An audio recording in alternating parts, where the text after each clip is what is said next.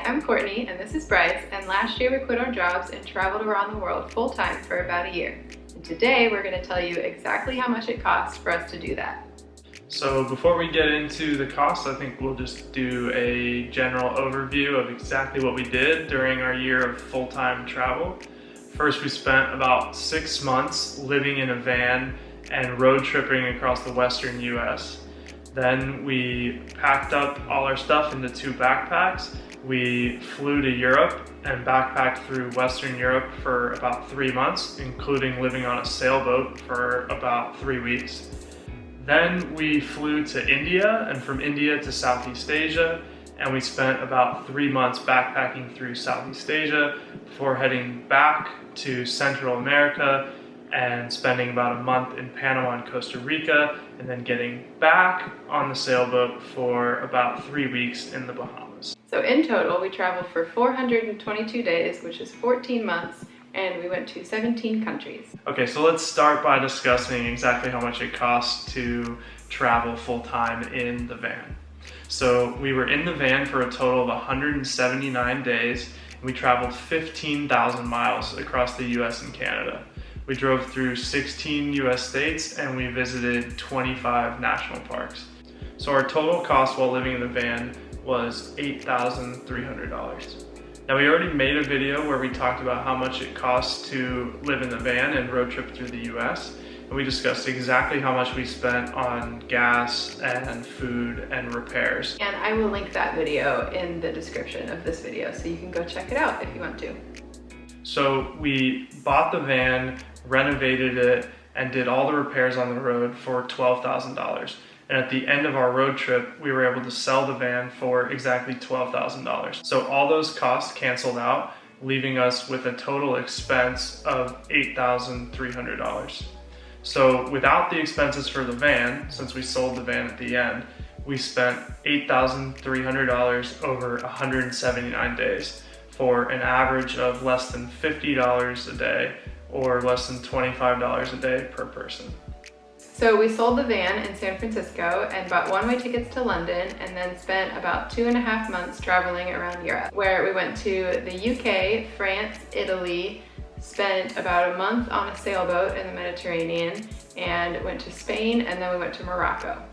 Now, we know that Morocco is not in fact in Europe, but we're just including Morocco in this chunk of the trip because we left from Spain to Morocco and then flew back to Spain. So we know it's not in Europe, but we're just including it in this section. In total, we spent 76 days in Europe, and it cost us $9,800, which is about $130 per day, or $65 per person per day.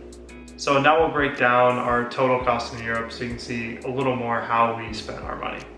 So our greatest cost while traveling through Europe was accommodation.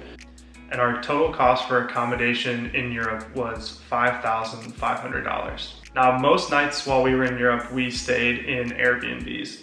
And this was primarily because we wanted a quiet, private apartment or room where I could work part-time online while we were traveling.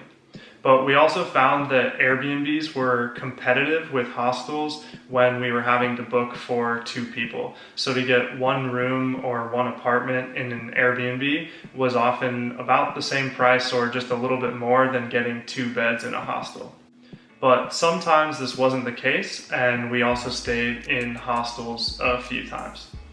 We also had probably the best accommodation throughout our time in Europe, which was staying on a sailboat with Jeremy and Julia while we crossed the Mediterranean. And Jeremy and Julia host people on their sailboat so that they can afford to travel the world. So for a small fee, we got to join their crew and sail the Mediterranean and have an incredible experience exploring different ports in Europe from the comfort of their sailboat. While staying in Europe for 76 days, we spent an average of $72 a day on accommodation. So Airbnb is becoming really, really common, but if you've never given it a try and are interested, feel free to sign up for Airbnb through our link below, and you'll get some money off your first day. So our total cost for transportation was $2,500. Now this cost includes our one-way plane tickets from San Francisco to London, round-trip plane tickets between Barcelona, Spain and Marrakesh, Morocco, and train tickets throughout the UK, and our Eurail passes through Western Europe. So we bought Eurail passes, which gave us 10 days of travel on trains throughout Europe. And we used these to get between the UK and France, throughout cities in France, from France to Italy, and then around Spain after we had arrived in Spain by sailboat. We also spent money on metro tickets and bus tickets to get around each city that we were in, and we also rented a car and went on a road trip in Morocco. And our last substantial cost while traveling through Europe was insurance, and insurance cost us roughly $900. We had two types of insurance while traveling. The first was travel insurance, which was through World Nomads.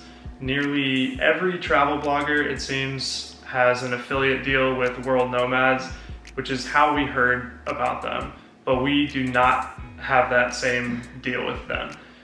We bought their insurance. It was very easy to buy. We had no claims while we were traveling, so we can't really give an endorsement of them. But if you're looking for a travel insurance where you can just type in the countries you're going to and they'll give you a quote all online really quickly, World Nomads would work for you, and I guess go sign up through someone else's affiliate link and give them money. The second insurance we had was through our health sharing platform called MediShare. We already talked about them a little bit on our video about the costs while in the van. This insurance was basically just in case Courtney got pregnant, because travel insurance doesn't cover unplanned pregnancy. So a lot of people think that traveling around Europe is really expensive, and it can be really expensive, but we found that there is a lot of free stuff to do as far as entertainment goes. You can just walk around the city, that's always fun. There are parks and free museums, and there are things that you can pay for as well, but if you kind of avoid those for the most part, then you can do a lot of stuff for free that is really enjoyable. And then also eating out is always more expensive, but if you cook most of your meals at home, it ends up being a lot more inexpensive. So the prices at the supermarkets were actually not that bad, and we saved a lot of money by cooking the majority of our meals at home instead of eating out. The total cost for food and entertainment for us per day was $12, so about $6 per person. So for us, after the costs of transportation and insurance, so just for lodging, food, and entertainment, we spent about $84 per day, which is about $42 per person. So if you've already booked your flights to Europe and taken care of your transportation throughout Europe and your insurance, then an average backpacking budget that you could expect would be about $42 a day per person. So we left Europe, we flew from Spain to India, and then we spent about 3 months traveling through India, Bali, Singapore, Malaysia, Cambodia, Thailand, and Japan. So in total, we were in Asia for 97 days, and we spent about $11,000 total, or $114 per day, or $57 per person per day. Our total cost per day in Asia was not that much lower than our total cost per day in Europe.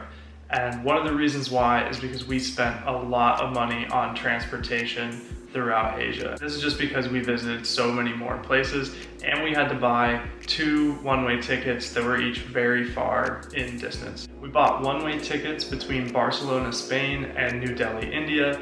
Then from New Delhi, India to Bali, Indonesia. We bought tickets from Bali, Indonesia to Singapore. We also flew between Koh Samui and Bangkok, Thailand.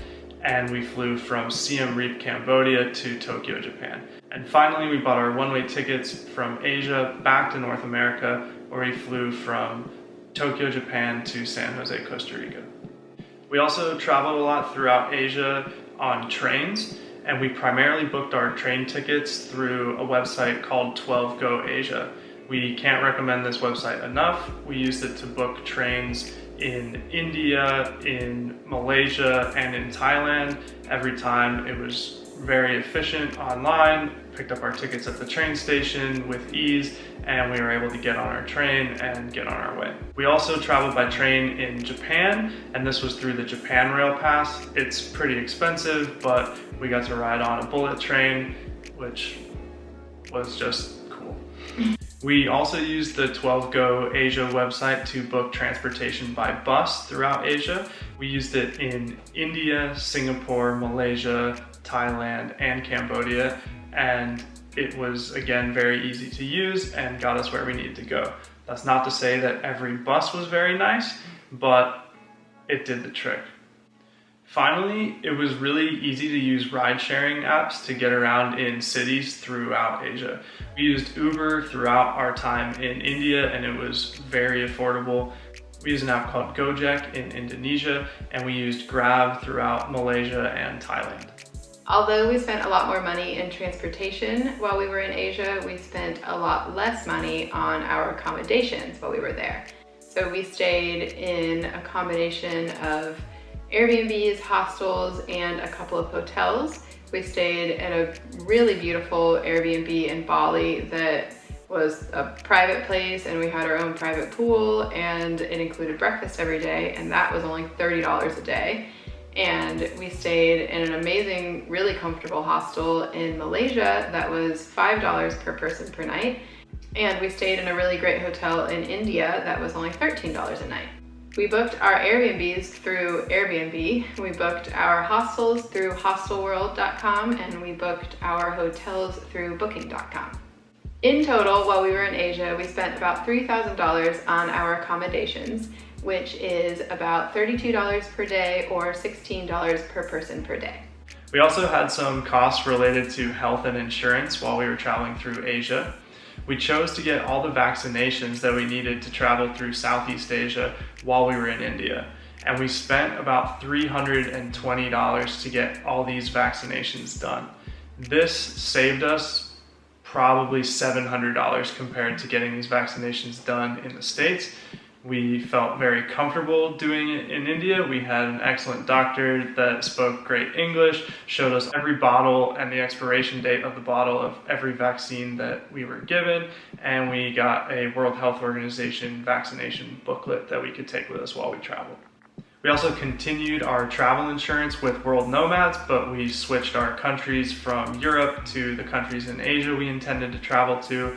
And we continued with our health sharing through MediShare in case Courtney got pregnant. So in all, we spent about $1,250 on vaccinations and travel and health insurance while we were traveling through Asia. While we were in Asia, we spent about $24 a day or $12 per person per day on food and entertainment. Now, this number is really interesting because it's about double the cost of food and entertainment in Europe for us, and that is mostly because we ate out for the majority of our meals while we were in Asia, as opposed to cooking the majority of our meals while we were in Europe. So we ate out a lot when we were in Asia because it was just incredibly affordable. In India, we had curry and samosas on the street in Delhi for a total of $1.50. In Bali, we had these extravagant hipster meals for $5 a person. On one of the Thai islands, we had this incredible meal almost every night at this waterfront restaurant where we had a Thai dish and a fresh fruit smoothie for $4 to $5 a person. On the streets of Bangkok, we had spring rolls and pad thai for $1 a person. We had cheap Asian beer all throughout Asia, and it was just absolutely incredible to get to eat out and experience new foods and new culture and try out some cool and interesting restaurants or street food. Now, this affordability eating out was not the same in Japan, but of course we still wanted to splurge while we were there, eating things like sushi and ramen. So if you have already taken care of your flights to Asia and your transportation while you're there and your insurance and shots, then we found that a reasonable backpacking budget would be about $27 per person per day for food, lodging, and entertainment. So after flying back from Asia, we spent some time in Panama and Costa Rica, and then we got back on the sailboat and spent 3 weeks sailing through the Bahamas and then back to Florida.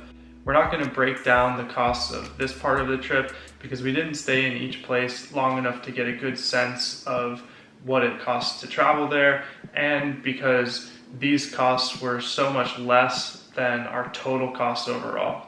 But we are including these costs in our ultimate total cost for our entire year of full-time travel.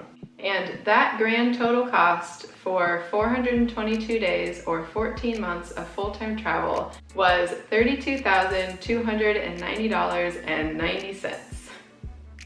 Yep, the spreadsheet was very thorough. Thanks to Bryce.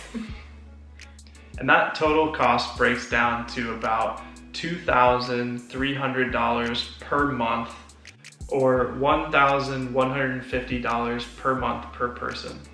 So in total, we spent about $76 per day, which was $38 per day per person. We funded this experience by saving about $20,000 before we started traveling, initially thinking we'd travel full-time for 6 months to a year. The additional $12,000 we earned by working part-time while we were traveling. I earned about $10,000 as an online tutor for Chegg Tutors. If you're interested in tutoring, see the link below. And Courtney earned about $2,000 through ad revenues through this YouTube channel. Subscribe below. If you're interested in continuing to watch these videos, subscribe below. Overall, looking at our costs at the end of this trip, I think that our budget was right in line with some travel blogs and things that I had researched before we left to see just how much money we would need to travel the world. I hope that gave you a good idea of how much it costs to travel full-time for a year.